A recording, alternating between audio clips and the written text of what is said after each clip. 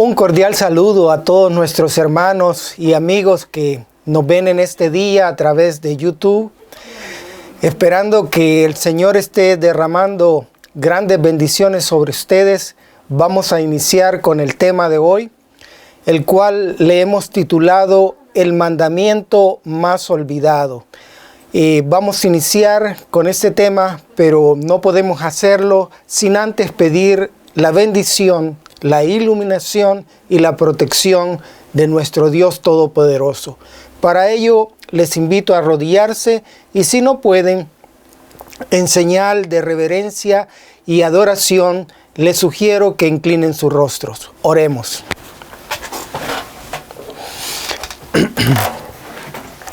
Padre eterno, en esta hora le damos gracias por todo lo que usted nos ha dado.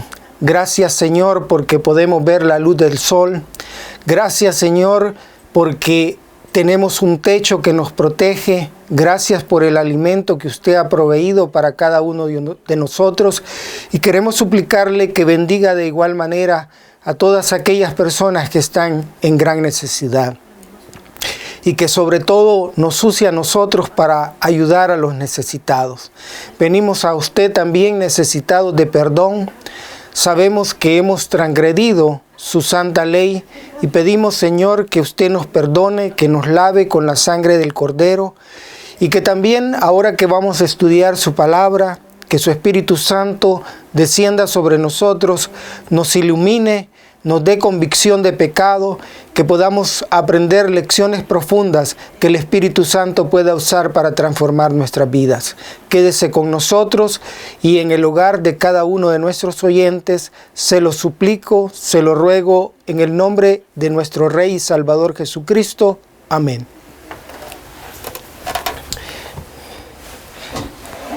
Muy bien, como dije anteriormente, el tema para este día es el mandamiento más olvidado.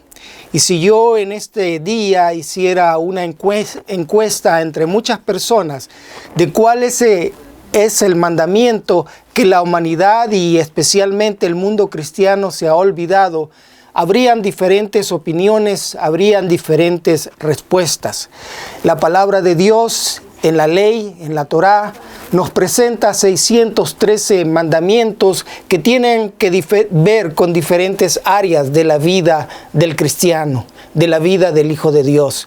Una de ellas, pues, es la ley moral, la ley de los 10 mandamientos, pero aparte de eso tenemos mandamientos relacionados con el cuidado de la salud, tenemos mandamientos civiles y una serie de mandamientos que se presentan allí, 613 mandamientos, y la pregunta es, ¿cuál es el mandamiento más olvidado, especialmente por el mundo cristiano? ¿Cuál es ese mandamiento que los profesos cristianos hemos olvidado? Muy bien, el tema de ahora lo voy a desarrollar en dos partes. En la primera parte nos vamos a dedicar a leer algunas noticias que han impactado especialmente al mundo cristiano y que han traído oprobio a la causa de Dios. Vamos a leer y a comentar brevemente, y en la segunda parte de esta lección, de esta presentación, nos vamos a dedicar a examinar algunos versículos de la Biblia. Ya que el material es bastante abundante, en este día lo vamos a leer directamente de la pantalla. Les sugiero que tengan su Biblia con ustedes y que también tengan un papel y un lápiz para anotar esos versículos, para que después ustedes corroboren que lo que acabamos de ver acá es venido directamente de la palabra de Dios. Así que vamos a iniciar leyendo esas noticias que han salido en periódicos, que han salido en todos los medios de comunicación masiva, que, como dije anteriormente, han impactado al mundo cristiano. Estas noticias, en lo personal, me traen tristeza, me traen dolor, traen cuestionamientos a mi vida, pero es necesario que nosotros las examinemos y nos demos cuenta cómo está viviendo el mundo cristiano el día de hoy. Muy bien, en la pantalla tenemos la foto, el retrato de una persona que ya falleció, pero que cuando estuvo vivo fue una persona que defendió el cristianismo, que debatió con personas ateas, que tuvo esa capacidad de defender los principios, las doctrinas cristianas, y que muchas veces fue cuestionado por otros líderes religiosos de otras denominaciones, pero él era un gran apologista, es decir, un gran defensor del cristianismo. Este hombre tenía un ministerio, su nombre es Ravi Zachariah. Yo pienso que muchos lo conocen, muy conocido en los círculos cristianos, escribió muchos libros y, como dije anteriormente, tenía un ministerio muy grande con el cual visitaba muchas partes del mundo y hablaba de muchas religiones y siempre estuvo en defensa del cristianismo. Pero ¿qué pasó con este hombre? Él murió no hace mucho, pero después de su muerte se descubrieron muchas cosas acerca de su vida privada. Aquí tengo algo que saqué de las noticias y me voy a dar la oportunidad de leérselos. Dice: una investigación que ha durado 4 meses ha descubierto que el fallecido Ravi Zachariah se aprovechó de su reputación como apologeta cristiano mundialmente reconocido para abusar de masajistas en los Estados Unidos. Entre paréntesis, él era propietario de muchas de esas, diríamos, clínicas de masaje. Él era accionista y propietario de algunas, y sus empleadas se quejaron de esto. Vuelvo y digo, y dice acá que él se aprovechó de eso para abusar de masajistas en los Estados Unidos y en el extranjero durante más de una década, mientras el ministerio, liderado por miembros de su familia y por fieles aliados, falló en la supervisión de su comportamiento. ¿Cómo es posible que este tipo de cosas se estén dando en el mundo cristiano? Que aquellas personas en las cuales nosotros confiamos como líderes religiosos, aquellas personas que admiramos por su conocimiento teológico e histórico, puedan caer en este tipo de situaciones trayendo oprobio a la causa de Dios. Luego, aquí tenemos la fotografía del doctor Paul Maxwell, que este hombre fue un profesor del Instituto Moody. Muchos conocen acerca de él, un instituto que prepara evangelistas para que ellos propaguen el cristianismo alrededor del mundo. Allí no se alcanza a ver, pero él fue autor de muchos libros que inspiraron a muchas personas. Sin embargo, la vida privada del doctor Maxwell pareciera que andaba por otro lado que no era el cristianismo y terminó siendo un ateo declarado.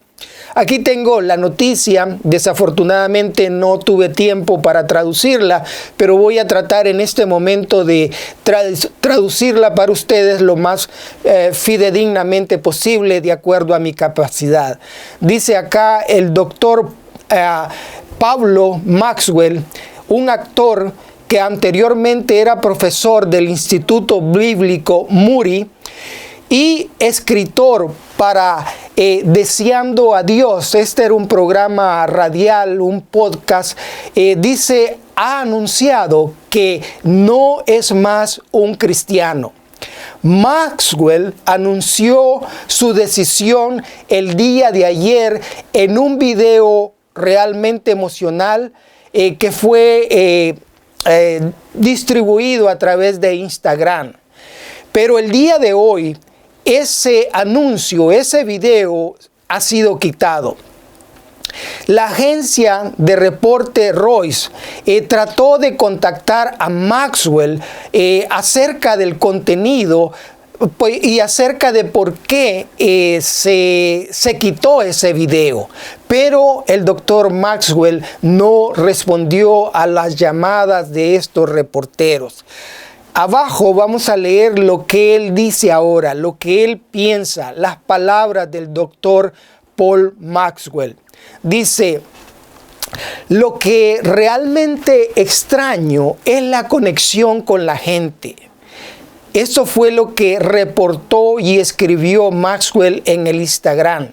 Luego dice,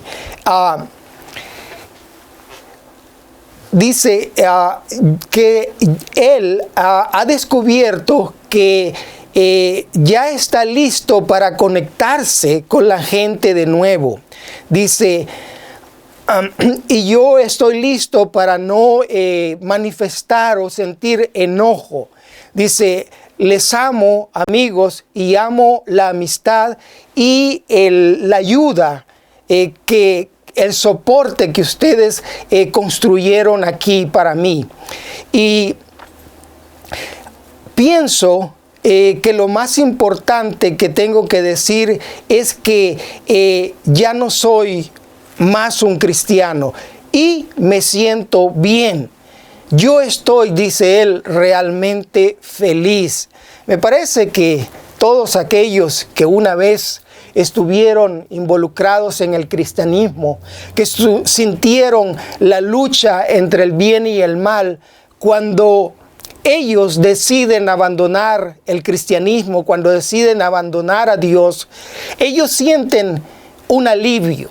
Ellos sienten una, entre comillas, paz, una calma, porque ya no se sienten como comprometidos a vivir una vida recta delante de Dios, que muchas veces requiere tiempo de oración, requiere esfuerzo y sobre todo requiere negación al yo. Cristo nos habló que el camino es angosto y estrecho, y estas personas, cuando abandonan el cristianismo, sienten que han entrado en un camino amplio donde pueden hacer lo que realmente quieran. A continuación vemos en pantalla la fotografía de un personaje que fue pastor de una iglesia bautista localizada en Oklahoma. Vamos a ver qué pasó con este pastor. Déjenme relatarlo primero en mis propias palabras. Este pastor era considerado por todos los feligreses como un pastor muy dedicado, muy buena persona, un pastor que realmente cuidaba de sus ovejas. Sin embargo, de repente sale la noticia de que este pastor había sido asesinado, que alguien se había introducido a la casa y lo había asesinado con una pistola, le disparó y el pastor murió. Fue la esposa de él la que reportó el asesinato al 911, pero vamos a ver qué dicen las noticias. Dice, redacción 31 de marzo del 2021. Dice, la mujer que junto a su amante planeó el asesinato de su marido, un pastor de Oklahoma, le habría confesado a su hija el crimen luego de cometido. Christy Downell Evans, de 47 años, fue acusada junto a Khalil Dimi Square, de 26, de planear y ejecutar el asesinato en la propia casa de la pareja y con el arma de la víctima. Es decir, este pastor fue asesinado con su propia pistola, con su propia arma que guardaba en la casa, y lo asesinó el amante de su esposa. Dice, ambos, es decir, la esposa del pastor y su amante, ambos se encuentran bajo custodia de las autoridades desde el pasado jueves.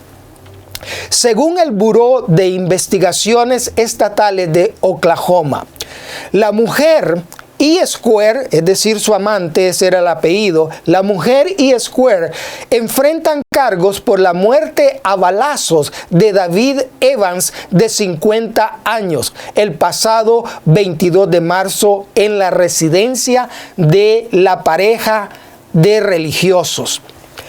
La acusada, según declara ella, se cansó de supuestos abusos emocionales del pastor. Christie habría conspirado junto a Square, con quien mantenía una relación extramarital, para matar a su esposo, cansada de sus abusos verbales y psicológicos y movida por el deseo de tener más libertad. Pero ahora viene algo que todavía es mucho más chocante. Tríos sexuales en motel. Los esposos, es decir, el pastor y su esposa y Square, se habían encontrado en más de una ocasión en el motel Super 8 para tríos sexuales. No está claro cómo establecieron el primer contacto para los encuentros sexuales y por iniciativa de quién.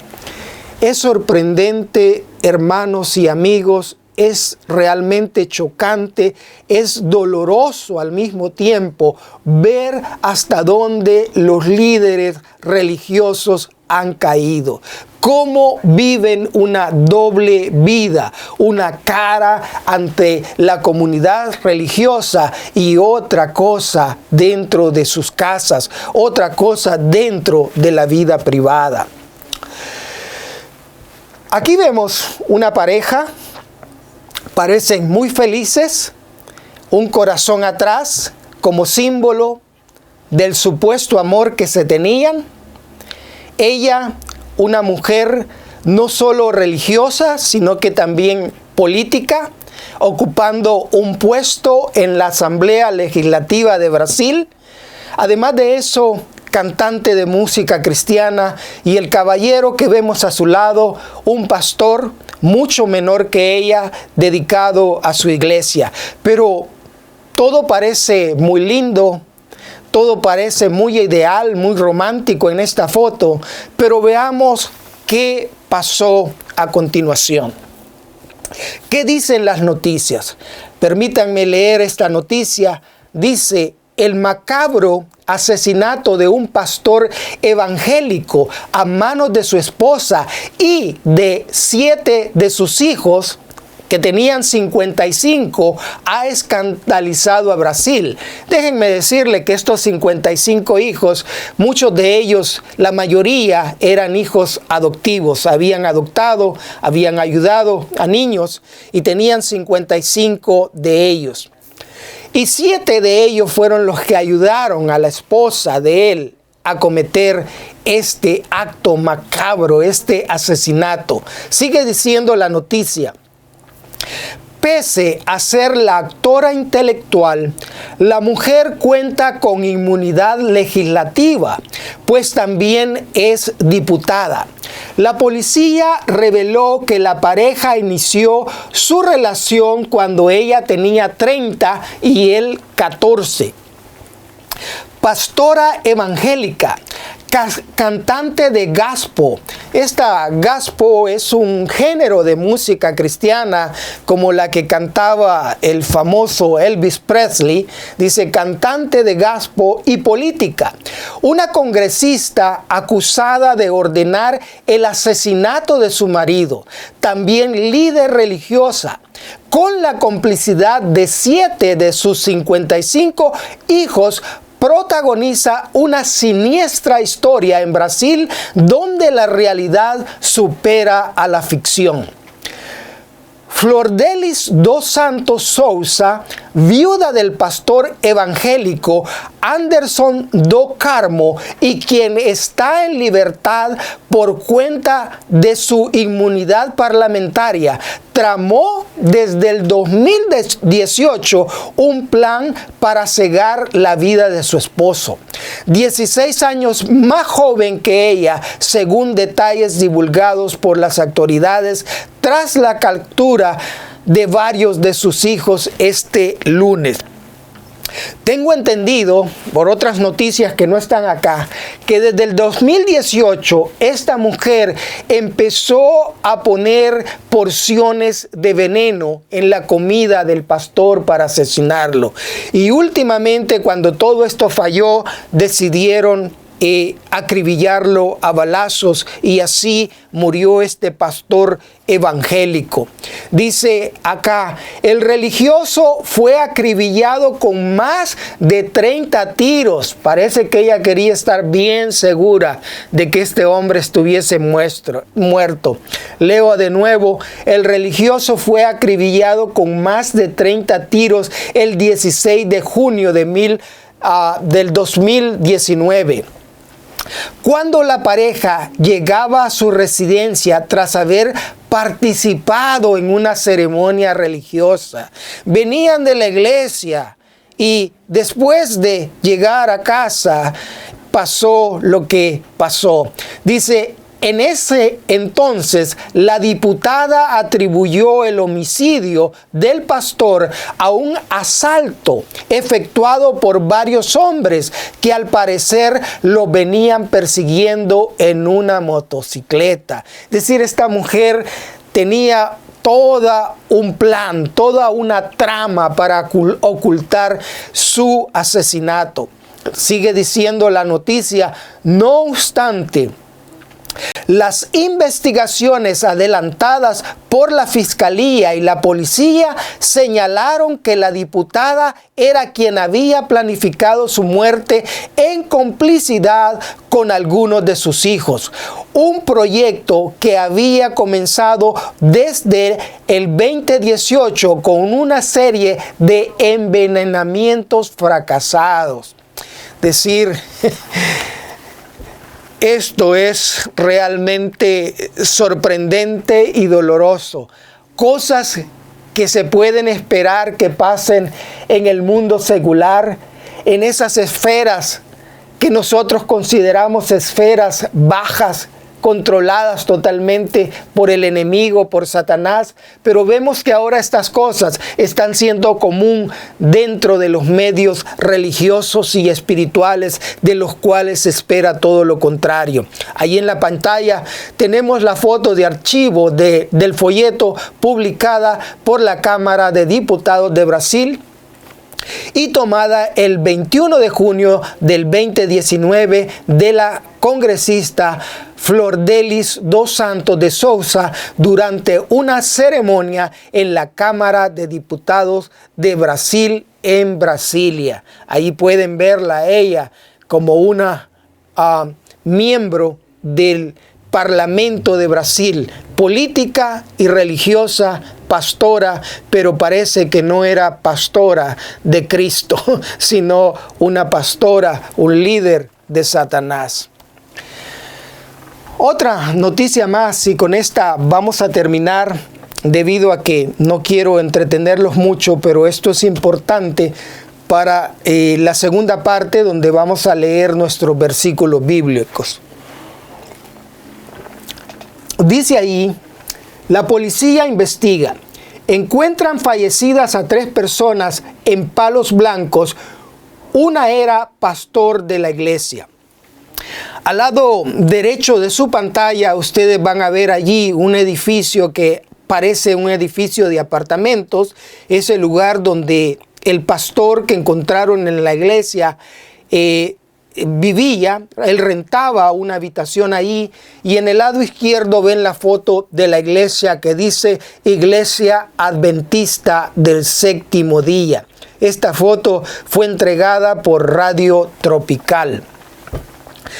La noticia que leí al respecto dice de la siguiente manera: la población de Palos Blancos en Sud Yungas, esto es en La Paz, Bolivia, Sud quiere decir al sur de Yungas, en La Paz, Bolivia, se encuentra consternada luego de conocer un caso que involucra 3 muertes que están bajo investigación de la policía, reportó Radio Tropical para la red Herbol. Según la policía, Primero se recibió la versión de que había un cadáver al interior de la iglesia adventista del séptimo día. Los efectivos fueron a la iglesia y encontraron el cuerpo de Julio T.Z., se esconden los apellidos, de entre 38 y 40 años de edad, que estaba colgado de una soga de plástico, es decir, estaba ahorcado, y nosotros suponemos pues que él se ahorcó, ¿verdad? Allí dentro de la iglesia adventista del séptimo día. Dice: conocido este hecho, la policía recibió la denuncia del dueño de la casa donde el pastor vivía en alquiler. Él mismo había reportado que encontró manchas de sangre en la habitación que habitaba el religioso. Pero esto no queda allí. Esto todavía es más profundo, más oscuro, más negro, más satánico de lo que nosotros nos podemos imaginar. Dice: los uniformados se constituyeron en el lugar y encontraron los cuerpos de 2 personas. Es decir, en el lugar donde vivía el pastor adventista. Dice: encontraron el cuerpo de 2 personas, una mujer de entre 30 a 35 años y un varón de entre 20 a 25 años. De acuerdo a información preliminar, la fallecida era concubina del pastor. La policía se encuentra en investigación para esclarecer el caso. Todavía, como decimos, hay mucha tela por cortar. No sabemos quién mató a esa mujer que era la concubina del pastor y quién mató también a ese muchacho de 20 años. Así que aquí tenemos reportadas 3 muertos. Un pastor adventista del séptimo día, una mujer que era su concubina, su amante, y un joven también de 20 años, muy jovencito. Esto, hermano, realmente es una desgracia. Es para mí doloroso, pero es importante que nosotros nos demos cuenta en qué estado se encuentra el cristianismo, en qué estado se encuentran los líderes religiosos de hoy en día. Al principio nosotros levantábamos la pregunta de cuál es el mandamiento más olvidado por el cristianismo actual. Yo dije que muchas veces nosotros vamos a diferir en relación a cuál es el mandamiento más olvidado.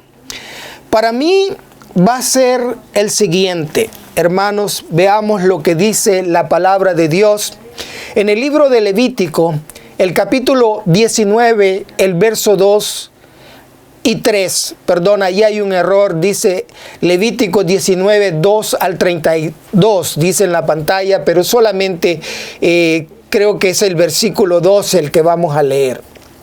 Dice: habla a toda la congregación de los hijos de Israel. Esto es lo que le dijo el Señor Dios Todopoderoso a Moisés. Habla a toda la congregación de los hijos de Israel y diles: santos seréis, porque santo soy yo, Jehová vuestro Dios.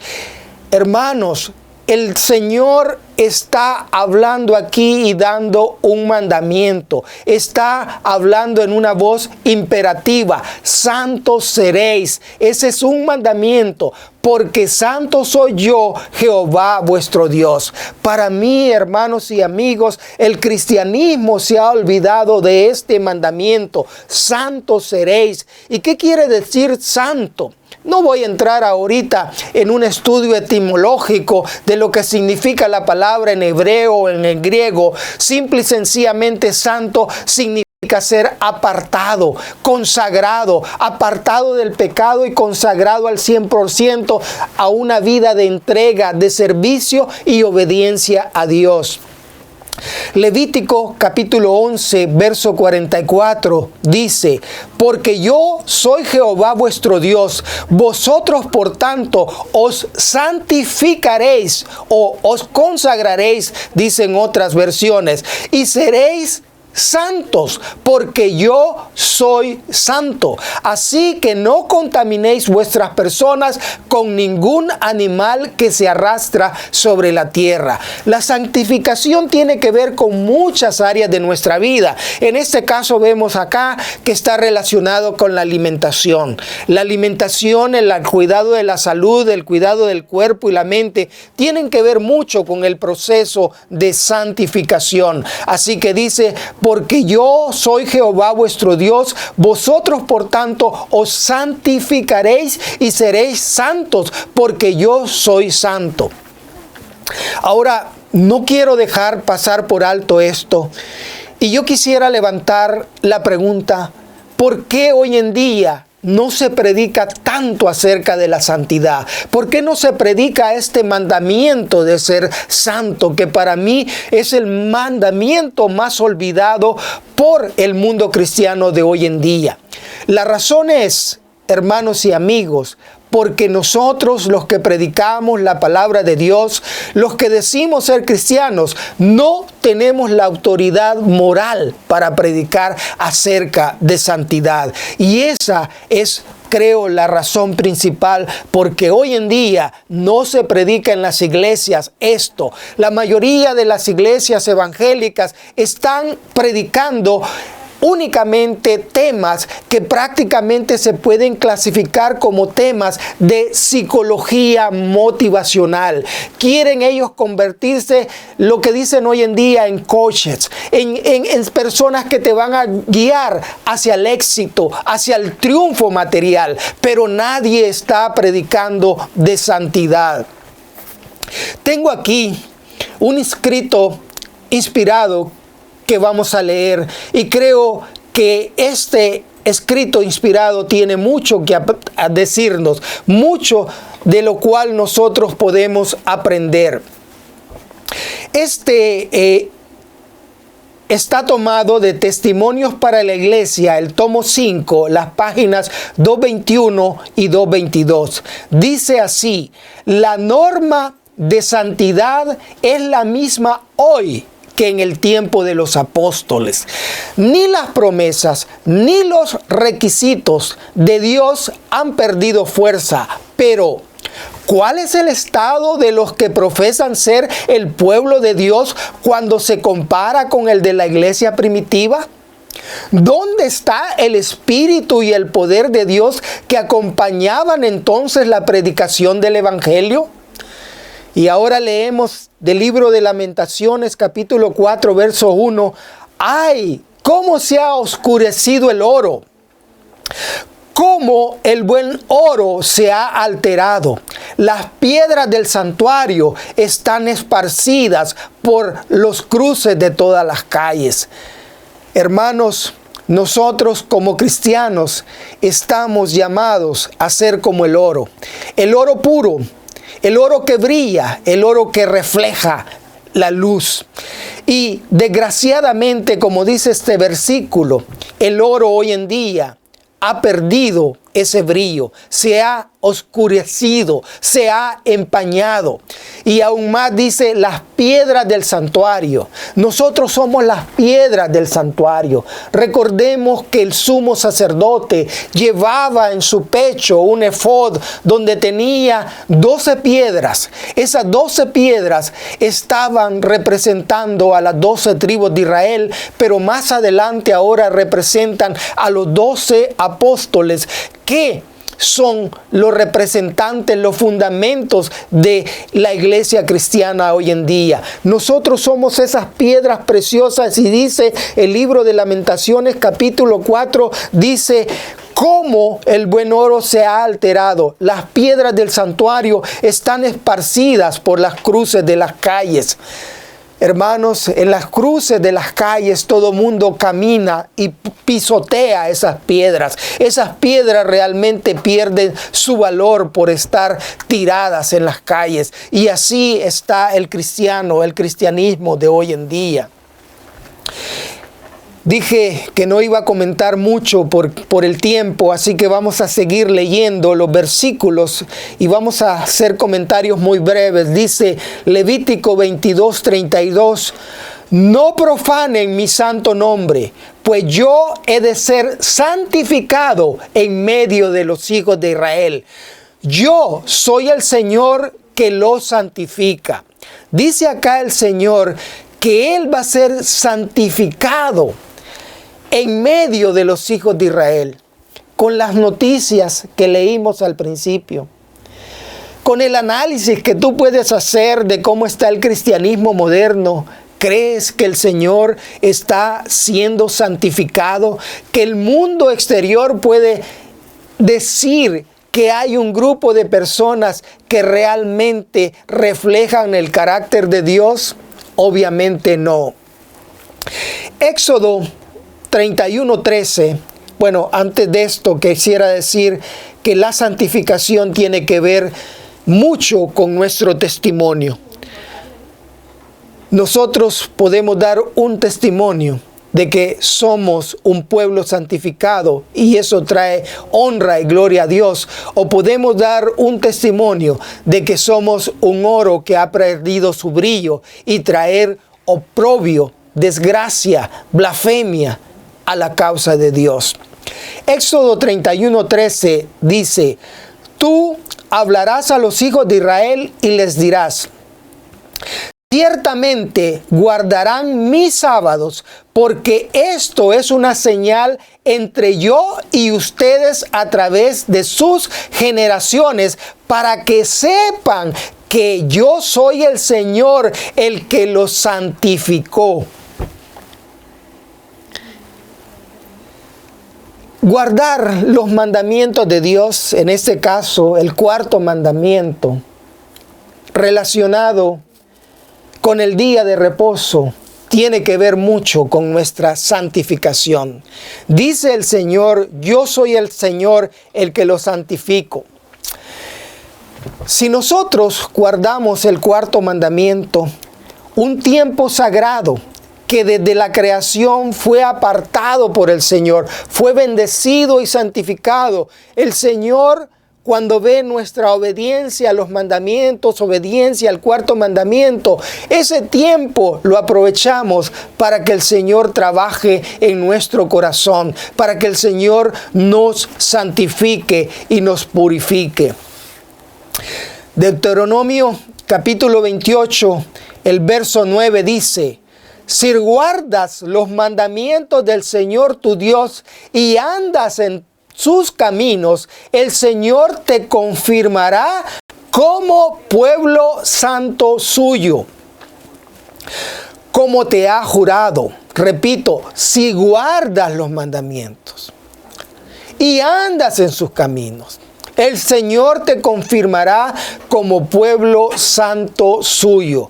Aquí, hermanos, yo no quiero hablar más. La palabra del Señor es la que está hablando. No voy a hacer muchos comentarios. Espero que el Espíritu Santo toque tu corazón. Y que si tú has hecho a un lado los mandamientos de Dios pensando que únicamente eras salvo por gracia y que la gracia es un permiso para hacer una transgresión de la ley, que el Espíritu Santo te dé convicción de pecado. Y que este verso que hemos leído te lleve convicto a confesar tu pecado y a decidir vivir guardando los mandamientos de Dios bajo el poder del Espíritu Santo. Deuteronomio capítulo 23, verso 14 dice, ciertamente el Señor tu Dios se pasea en medio de tu campamento. Podemos decir, el Señor se pasea en medio de tu casa para librarte, para entregar a tus enemigos delante de ti.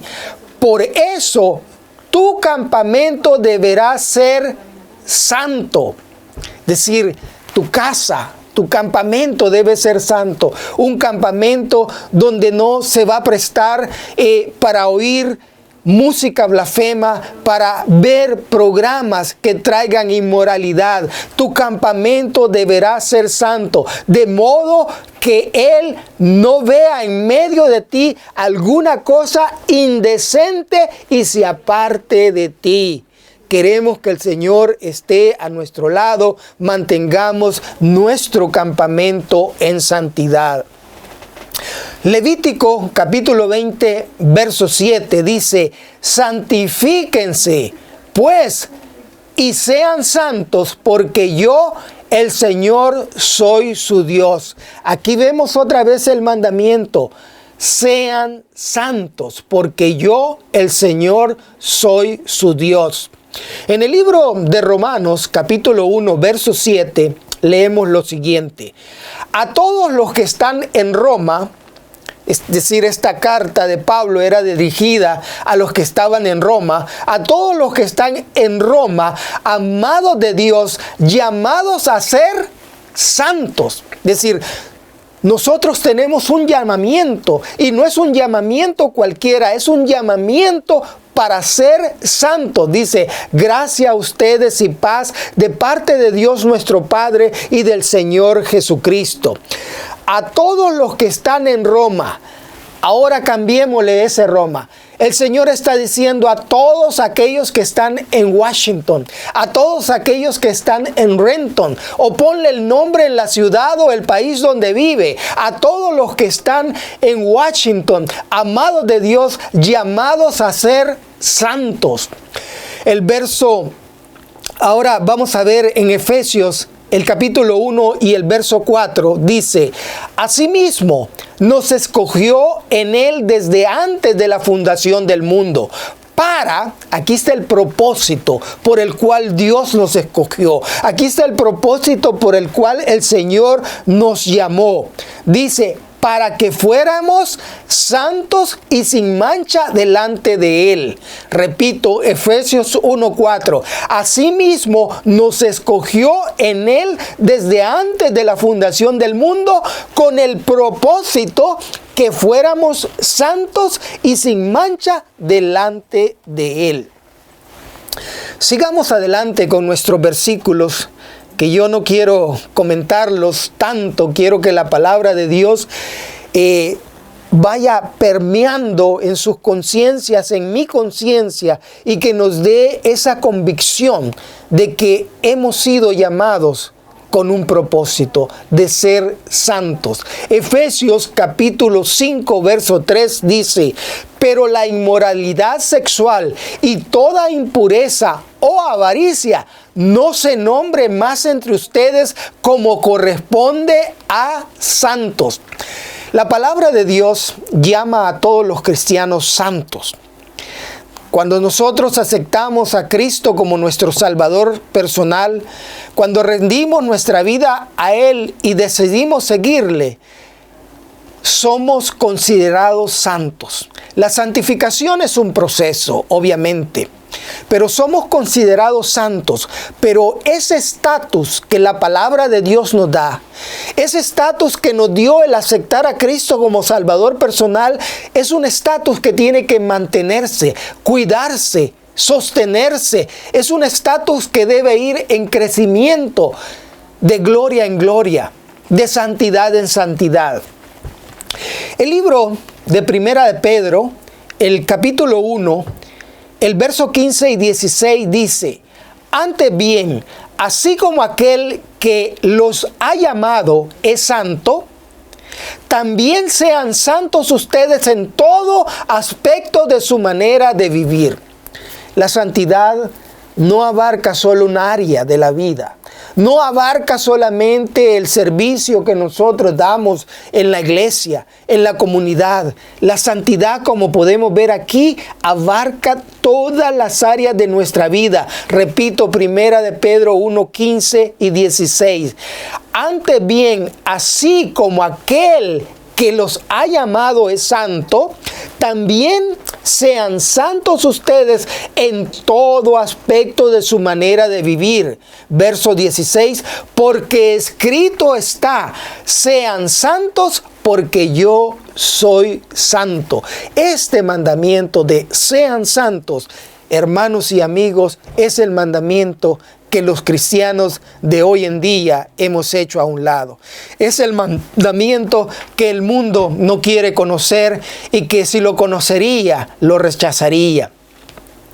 Estos versículos ya los leímos, pero quisiera volver a leer el versículo de Éxodo capítulo 31, verso 13. Dice: tú hablarás a los hijos de Israel y les dirás: ciertamente guardarán mis sábados, porque esto es una señal entre yo y ustedes a través de sus generaciones, para que sepan que yo soy el Señor el que los santifico. Es decir, el sábado tiene un propósito. El propósito es reconocerlo a Él como creador, como dador de la vida, pero también el otro propósito es que en ese tiempo santo, cuando nosotros entramos en ese templo en el tiempo, ese santuario santo en el templo, también nosotros somos santificados, así como el sábado ha sido santificado. Cuando nosotros guardamos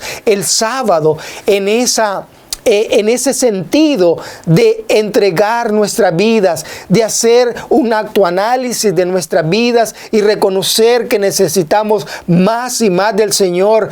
Cuando llegamos al sábado con ese espíritu de agradecimiento porque Él es nuestro creador y nuestro redentor, el Señor viene a nosotros y nos va santificando y santificando. Por eso es importante el cuarto mandamiento de la ley de Dios.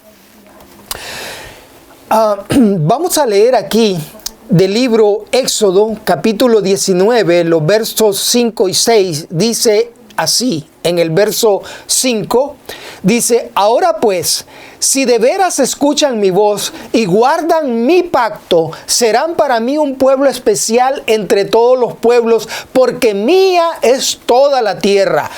Y ustedes me serán un reino de sacerdotes y una nación santa. Estas son las palabras que dirás a los hijos de Israel. Repito el verso 6: y ustedes serán un reino de sacerdotes. ¿Cómo debería de ser un sacerdote? ¿Qué tipo de vida debería de vivir un sacerdote? Nosotros como cristianos somos considerados cada uno sacerdotes. Dice: y seremos una nación santa. Primera de Pedro, capítulo 2, verso 9, dice: pero ustedes son linaje escogido, real sacerdocio, nación santa, pueblo adquirido, para que anuncien las virtudes de aquel que los ha llamado de las tinieblas a su luz admirable. Ya no debemos estar en tinieblas, ya no debemos de hacer las obras de las tinieblas, porque somos un linaje escogido, somos real sacerdocio y somos una nación santa. Desgraciadamente, los cristianos profesos de hoy en día nos hemos convertido realmente en Babilonia, no en una nación santa. Quisiera que leyéramos un escrito inspirado tomado del libro Primeros Escritos de la página 71. Dice: vi que nadie podrá participar del refrigerio, es decir, nadie va a participar del bautismo en el Espíritu, nadie va a participar de la lluvia temprana y tardía, que es tan importante, porque recordemos aquella entrevista que tuvo Nicodemo con el Señor Jesús, cuando el Señor le dijo: de cierto te digo hoy, que si no nacieres del agua y del Espíritu, no vas a poder ver el reino de los cielos. Dice acá: vi que nadie podrá participar del refrigerio a menos que haya vencido todas las tentaciones y triunfado del orgullo, el egoísmo, el amor al mundo y toda palabra y obras malas. Por lo tanto, debemos acercarnos más y más al Señor y buscar anhelosamente la preparación necesaria que nos habilite para permanecer firmes en la batalla en el día del Señor. Y esto que viene es sumamente importante. Dice acá: recuerden todos que Dios es santo y que únicamente seres santos podrán morar alguna vez en su presencia. Repito, recuerden todos que Dios es santo y que únicamente seres santos podrán morar alguna vez en su presencia. Hoy en día, los cristianos dicen que todos podemos ser salvos viviendo nuestra vida como querramos vivirla. Creen que el Señor salva al ser humano en pecado. Y no, Dios salva al ser humano del pecado y sus consecuencias, pero no va a salvar a nadie en sus pecados. Recuerden todos que Dios es santo y que únicamente seres santos podrán morar alguna vez en su presencia. Hay otro aspecto de nuestra vida que tiene que ver mucho con la santificación.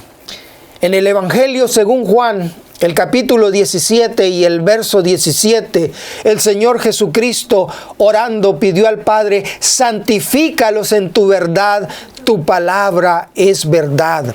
Entre más nosotros hagamos de este santo libro nuestra guía para todo en nuestra vida, más seremos santificados.